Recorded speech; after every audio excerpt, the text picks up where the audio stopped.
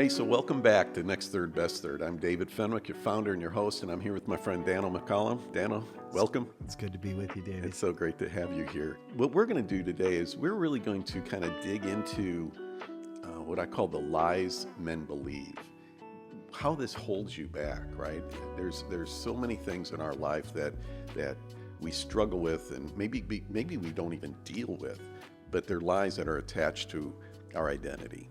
And so, Dano, as you've worked with so many people and you've been doing ministry and your businesses and everything, but how would you address this? What are some of the big lies that you've seen? Because there's different stages, of a man's life. Yeah. And it's easy for us to suppress them or hide them or say, I'll deal with them later. So let's just dig into that. Yeah. I mean, here's a big one that men struggle with in particular, and that is my identity comes from what I do, from my function.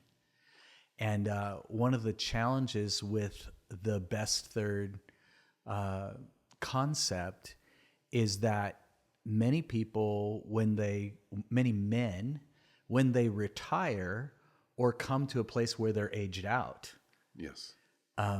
because not everybody retires voluntarily, they can't find who they are apart from what they do. Yeah. And that is a huge, huge challenge, and one that I have had to wrestle with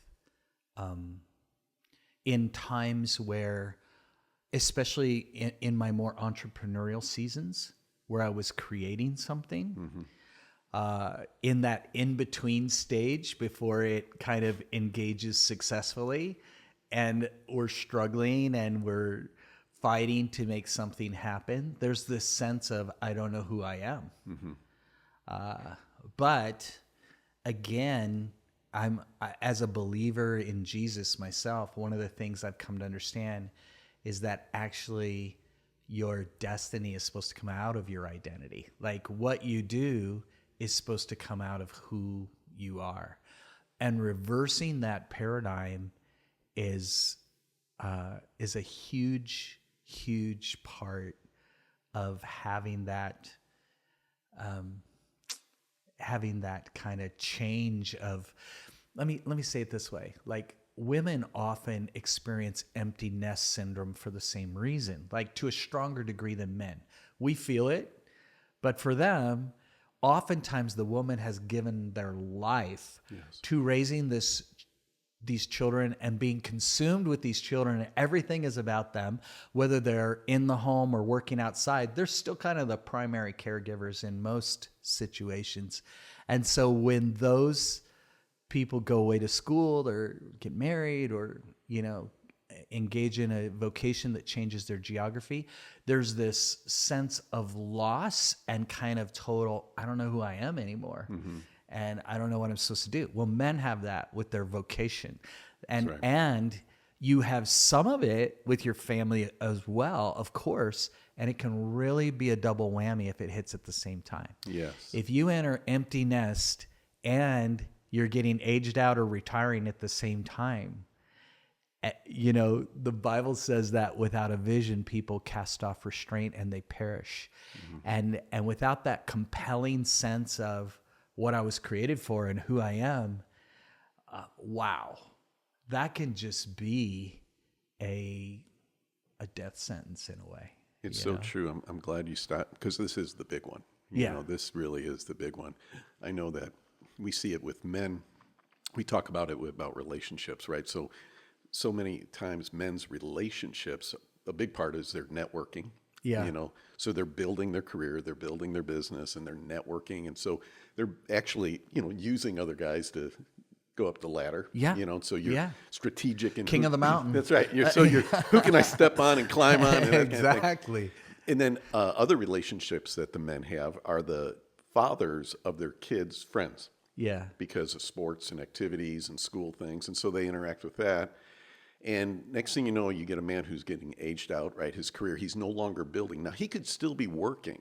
Yeah. But because he's not networking more, because he's kind of reached the apex. Yeah. Where do you go from here? Right. And so he knows he's not going to get another promotion. He's not going to necessarily get any more money, but he's playing out his years. The networkers, those following him, they're ignoring him Right. because he's not important to He's them. not relevant anymore. He's not relevant to them. Yeah. And then your kids have grown, and all of a sudden you're not interacting with. Yeah. You're not the authority in their lives. Yeah, and the dads of their friends are no longer in your life. Yeah. And so you get this man who is sitting there and he's isolated. He only has very few relationships of any real quality. Yeah.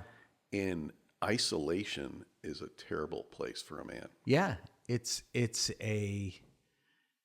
is a tactic of predators. Yes. In other words, you know, if a lion can get them away from the herd, that's right, then you become a prey. Yeah, you don't want to be that lone gazelle. Exactly. You know? Exactly. Like every man thinks he's an island till there's a lion in the woods, you know, in the jungle. You know, and you brought up women with the empty nest.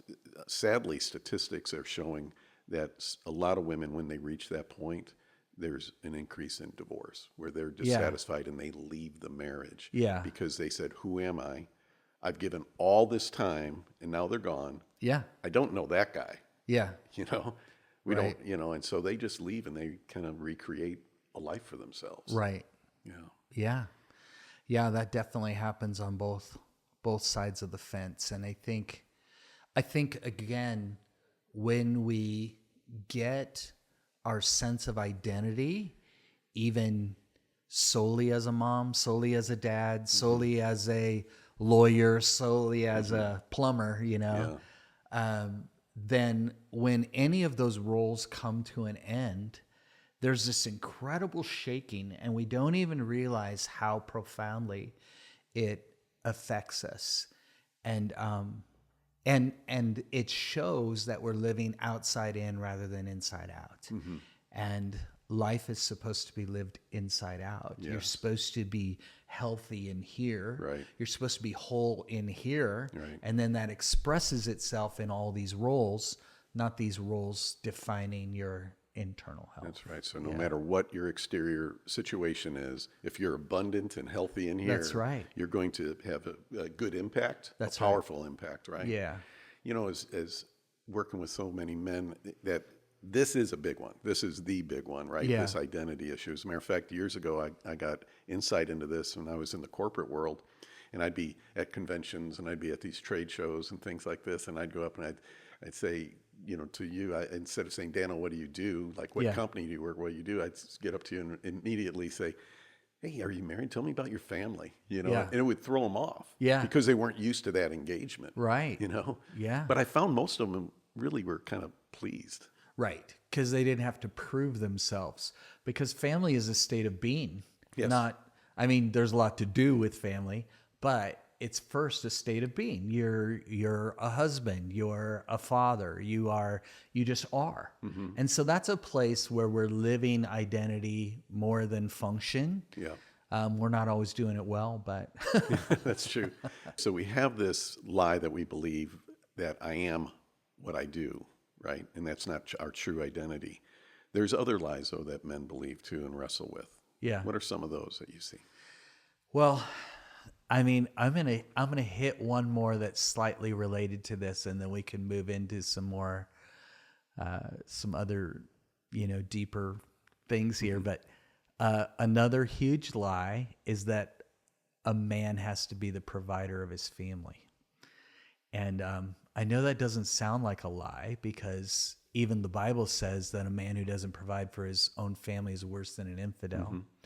But one of the names of God is actually Jehovah Jireh. Yes. And one of the things I learned I had to do was abdicate the throne of provision. Okay? Wow. Like I was sitting on the throne of having to supply everything. Yeah. And the pressure of that to perform and to put out is like a cruel boss, you know?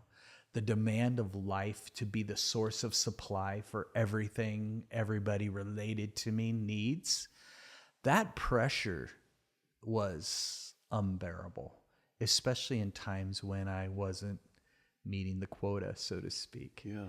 And when I discovered that my job does not equal my income, that my income is a source of provision, not the supply of provision. And one of the things that I know that not all our listeners, our watchers would profess Christianity or something, but I would want you to know that God would like to be the provider for you. Mm-hmm. And when I abdicated my throne as provider, not only did it take off this incredible pressure, but it opened me up to all the streams of provision that were outside of my vocation.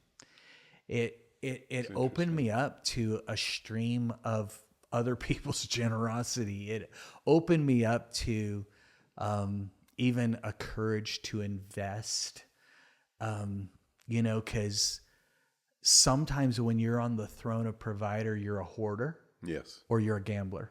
Yeah. And we need to be a little of each, but neither. Right. as in totality. And it just freed me up in so many ways. But when I began to see that my vocation was one stream of provision in my life, then honestly, I began to look for other streams. And every investment broker will tell you that diversification is the key. Mm-hmm. But most men have all their eggs in one basket. Right. And that is their job. And diversifying your interests, diversifying your income streams, and even knowing that God has streams for you that you've never even thought of or seen before. That shift brought so much peace, but it also brought incredible creativity. Yeah. Such an incredible and interesting point of view. I don't know if I fully have examined that before, but I know in my own life that I do have multiple streams, you know. And as you're speaking about that, it does take a bit of a gambler's heart at times, totally. to do that. Yeah. Because it's really easy just to get lined up saying, I'm a plumber. Right. This is what I do. Yeah. So right away, this is who I am. I'm a plumber. Yeah. And this is how I provide. And if business isn't coming in or if I'm not performing, it's all on me. Exactly. And you start kind of wearing that loser's crown. And then the longer it goes on, the farther you go down. That's right. That's a clear sign that you're living a lie, that what you do is who you are. Yeah. It's a clear sign that you're on the throne of provider in your life. Mm-hmm. And what you don't realize is that your salary was never meant to be your income. Your income is all the streams of provision that align with God's goodness towards you. And your salary is one of those. I like that perspective, because if you can get in that perspective, as you said, all of a sudden it does open up the potential for creativity. Yeah, it does. And it also fights against fear, because that hoarder mentality that's like, I've got it, this is mine. Yeah. I've got to provide, I've got to protect this. Yeah. I don't know, about a year or so ago, I was looking at greed, right? Yeah. And I was thinking of greed as wanting more and more and more, because you hear corporate greed and you hear all these things, and and actually, I did a study, in greed isn't that. That's gluttony. Yeah. Gluttony is wanting more and more and more. Greed is fear of not having enough. Yeah. And so when you're in that hoarder mentality, when you're in that thought that I'm the sole provider, you're actually operating out of greed. Yeah. Isn't that interesting? Yeah, I believe that is very much true. And yet it's not how we look at greed. No. Greed is always the rich guy, making bank off everybody else. And it can be, but rarely. It's more often the person who's living with the victim mentality. Very, very much so. Okay, so we've gone on two very delicate tiptoeing. No, we weren't. That's good. Another thing though that I find with men, especially as they get older, is this sense of, it's too late, right? It's too late for me. There's a disillusionment. There's this, this attitude of just, life's past me. Yeah. That's a lie. It's a big lie. Yeah. As a matter of fact, history would prove that your greatest successes and your greatest opportunity for wealth is in your later years. And I'm trying to remember the statistic. I think the number one earning years were your 60s. Wow. Number two were your 70s. No. And number three were your 50s. Yeah. I would never have guessed that. That's I know. So cool. I know. But one of the reasons is because, first of all, oftentimes your kids are starting to take care of themselves, finding their own career, finding their own path. But also you've made relational connections along the way. You've gained wisdom along the way. You understand finances better. So your expenses are down. Your potential earnings, like it may not reflect. If you retire, you might get less money or whatever, or even if you're aged out, you might get less. But you have more skills, more knowledge. You're better with money because you've had that experience. And so your opportunity to prosper in those times are actually your greatest years, you know? It's interesting. Over the last couple of years, it's so important to tie this all into relationships, right? Yeah, yeah. Because I've always been, and I've really worked hard being intentional as having a lot of relationships, investing in a lot of people's lives. Yeah. It's come back to me because there's been 2 or 3 different times just over the last couple of years that somebody in an industry that I've never been a part of, someone who I just have a relationship with, came to me and asked me for a little advice and a little help and ended up paying me for it. Wow. You know, just saying, hey, you've helped a lot here, and just writing me this check. And it came out of nowhere. So it was a stream Yeah. that I didn't actually open up, Yeah. but I did. Yeah. I did by my intentional relationship building. Yeah. You know? That's so important. And that's the price tag of isolation right there. When you cut yourself off from people, you're cutting yourself off from counsel, from friendship, from networking, from these outside sources, you know, Right. And that idea of you being a self-made man or an island, everybody around you knows that's not true except you. Right, right. Well, you know, in the idea to keep reinventing yourself, you know, we talked in a different episode about daydreaming and partnering with God on, you know, all the what ifs in my life. But as a man, let's say he's in his 60s and I don't believe in retirement. I think retirement is a creation of America, you know. Right. You know, historically you don't see quote unquote retirement the way we Yeah. do. But to be in a place you're saying, okay, my career, this past career is past, it's over, it's coming to an end. Instead of saying, well, now how am I just going to kind of get old and die? It's like, wow, think of the possibilities I have. Exactly. Yeah. That's awesome. I believe in that. And I think it's even a time to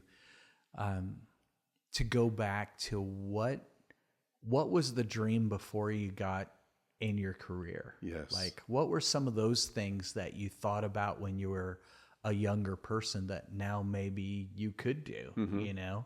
And sometimes they're more symbolic or metaphoric than they are actual. So obviously, if you wanted to be a professional football player and that ship sailed a long time ago, well, what was it about that you loved? I love that. You know? Yeah, our friend Seth Dahl was on an episode, and he was talking about how when your children are little, and the first thing that they start to say that they want to do when they grow up is really speaking about their identity. Yes. It was such a powerful time with him.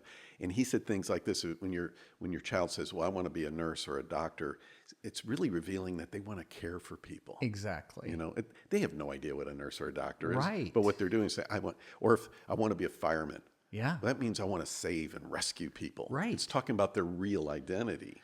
And so, while the occupation might not be a reality, there is a metaphoric meaning in it. There's a symbolic meaning in it. There's an essence in it that could speak to your now. Because that innocence of the child was probably the truest you. Yeah. And then there's the you that you've been creating through the years. Now you're learning how to shed that guy and go back to the original you. Yeah. And this best third gives you the opportunity to do that in a different way. It really does. Yeah. You know this, we talked about it. I'm doing this acting class. Yeah. So when I was a boy, 10, 11 years old, I had several things I wanted to do. I mean, these are deep, deep rooted things I wanted to do. I wanted to be a sports broadcaster, possibly. I wanted to be a commentator, sports broadcaster. I wanted to have my own television show, Yeah. kind of like a Johnny Carson thing, back in the day. Yeah. And then I wanted to be an actor. Yeah. And so, life went on. I started doing this life, getting in a career, and all of Yeah. that went away. Yeah. All of that went away. But now I have my own talk show. Yeah. And it's televised. It's televised and everything. And I decided to take acting classes. Yeah. And in the acting classes is serious acting classes. Yeah. Right. I mean, this is not just, little. I don't want to say anything bad about anybody's acting class, but this Exactly. is serious. These are pros. These are Yeah. pros, right? Yeah. And their goal is for each one of us to actually be a working actor. Yeah. And I'm starting to believe, I think I'm going to. I from the first time I heard it, which was only a few months ago, I'm like, oh, that's a good fit. Yeah. I think that'll happen. I really do. It's so much so I'm fun. believing with you, man. Come on, it's so much fun. But that's the whole thing about being in touch, trying to get in touch with who you really are. It's not what you do, but also attacking that lie of it's too late. Yeah. My dad used to have this saying. He says, it's never too late. Today's the first day of the rest of your life. Yeah. I love, remember the old song, To Everything, Turn, Turn, There is a Season? That actually comes from Ecclesiastes 3. It's literally, who was that? The Turtles or somebody? Was it the turtles or the birds? It was the birds. You're right. Okay. Yeah, different animal. And it comes right out of Ecclesiastes 3, from the wisest man supposedly to ever have lived. Mm-hmm. And he said, for everything, there is a time and a season under heaven. And one of the things I've come to believe is, first of all, I've done away with the language, I don't have time. I don't say that anymore. Because time's not my master, it's my servant. There's time for everything. There's a time and a season for everything that's in my heart to do. And if we would see this third of our life as an opportunity and a season and a time for now, it's kind of like me time. It's like, hey, you get to pursue what's in your heart. You get to pursue dreams that were abandoned, for practicalities, for demands, for needs, all those kind of things.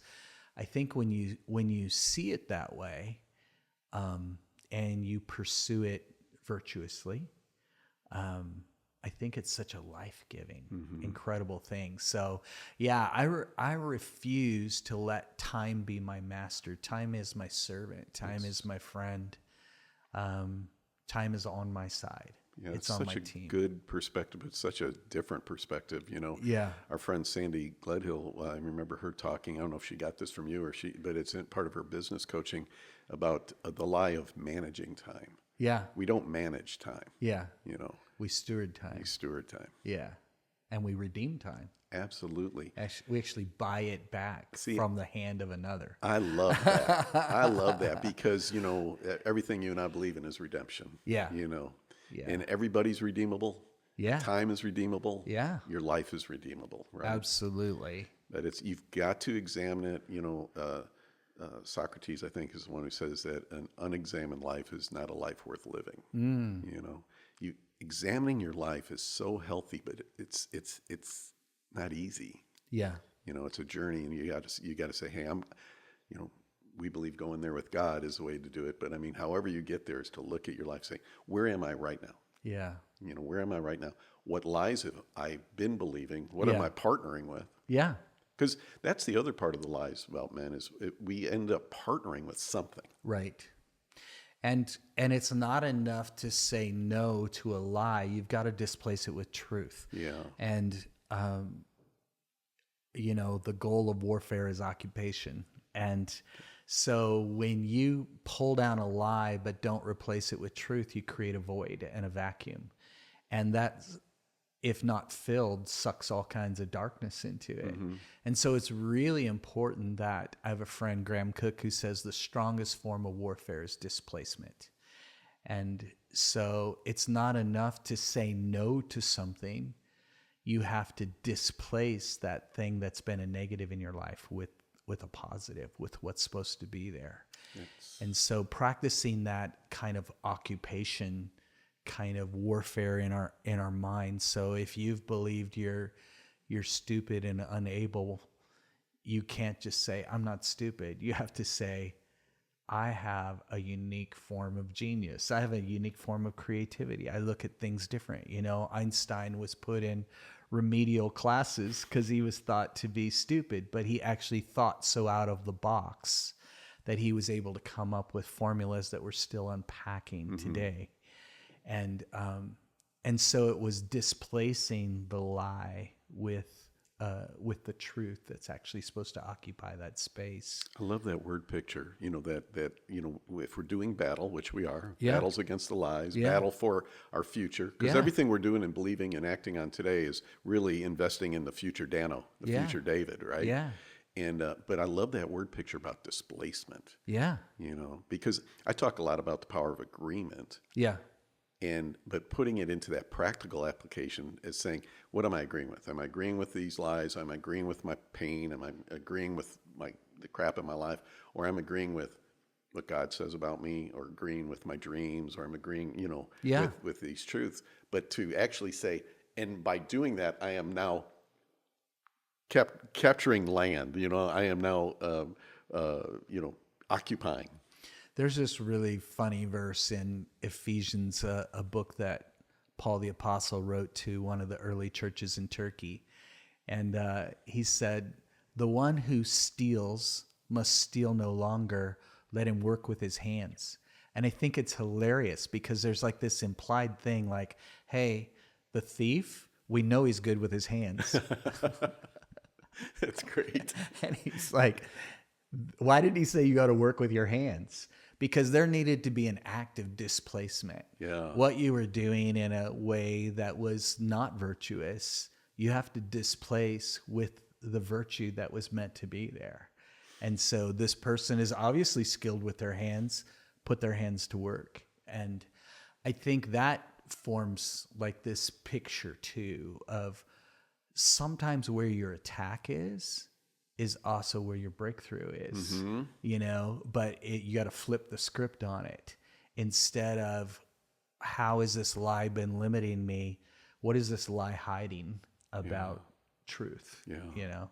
Yeah, that's so interesting. Yeah. That's so interesting because I know I've heard before on the opposite saying sometimes your greatest strengths, if they're not stewarded properly, they can also become your weakness. Right. Your greatest weakness is your strength overextended. That's how I heard it said. Okay, yeah. But to say that when you've got this struggle or this thing that you're fighting with, what is it hiding? What is it? What is it trying to keep you from discovering? Yeah, exactly. Because there's always gold there. Yeah.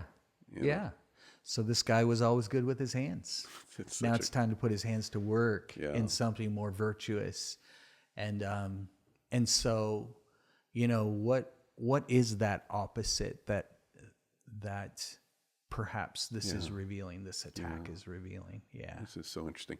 One more that I want to touch on, and because it's very real with a lot of the men that I work with, is this sense of they've got guilt because of maybe they weren't the father they should have been, right? Or they got, you know, families that are broken and the kids aren't speaking to them. And I mean, this is very personal. It's a very intimate thing, but it's so real. Oh, yeah. You know, that's a lie that, you know, because again, we believe in reconciliation. Yeah. And we believe in redemption. Yeah. But how do you get there?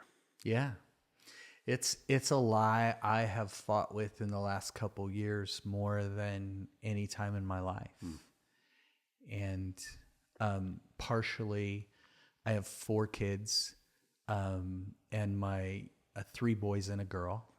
And my daughter went through she was walking home from school when we lived in California. She was jumped and beaten and sustained a traumatic brain injury. Took her out of school for 2 years, where she had to be in a dark room, sound limitations, all this. It gave her dyslexia and short-term memory loss and all kinds of things. I mean, we went through hell, man. It was so hard. And then right when she started getting better, which was about 4 years later, my son had crippling depression to the point where here's this grown man, 25 years old, curled up in a fetal position. And I'm just holding him in my arms.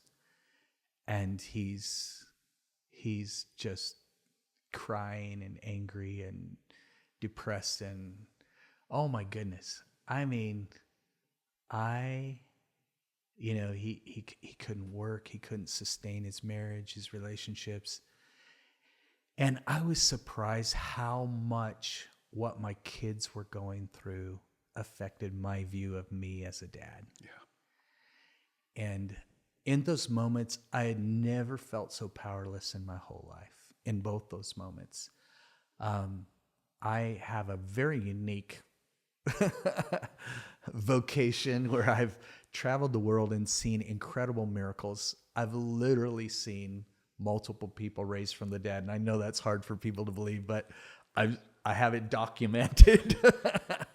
And I've seen people get out of wheelchairs. I've seen blind people healed, and not to be able to get a breakthrough for my own kids in their battle has been one of the most challenging, like disempowering things in my whole life. And yet it's acquainted me with a part of actually the heart of God. Yeah.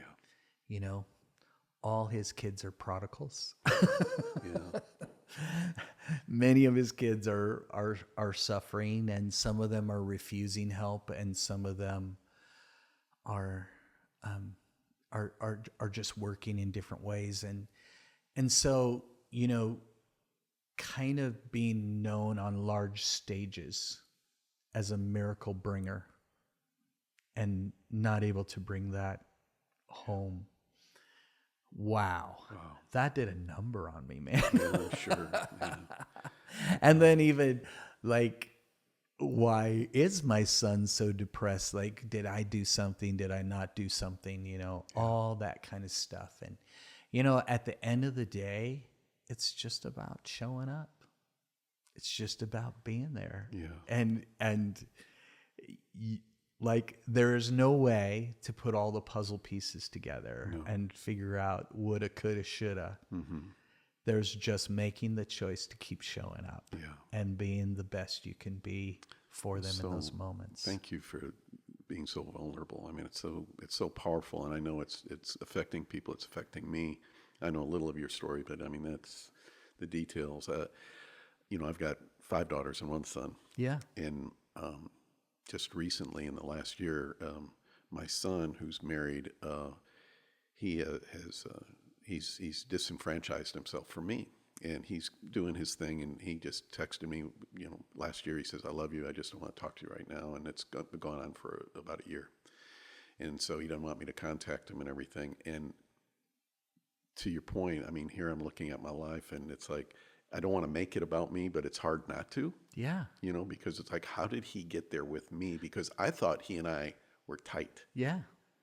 And I'm like, so it's like I'm going through, so what did I do wrong? You know, all these kind of things. Totally. But in it, and you alluded to it, or you spoke about it, is for me, it has brought me into an understanding of God as a father. Yeah. And to realize that as father, that he is always for me. Yeah. That he wants to redeem and reconcile me, you know, to myself, to others, to him. And so I just have decided that I'm not going to own whatever my son is going through, but instead is I'm going to be for him. Yeah. I'm going to be expecting redemption. Yeah.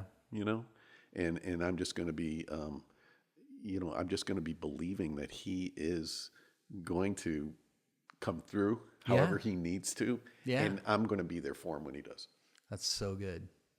And I will say both those 2 kids that I talked about are in a way better place. They're in a good place right now. That's so wonderful. And we, you know, you just got to outlast your critics. And sometimes the critic is you. Yes.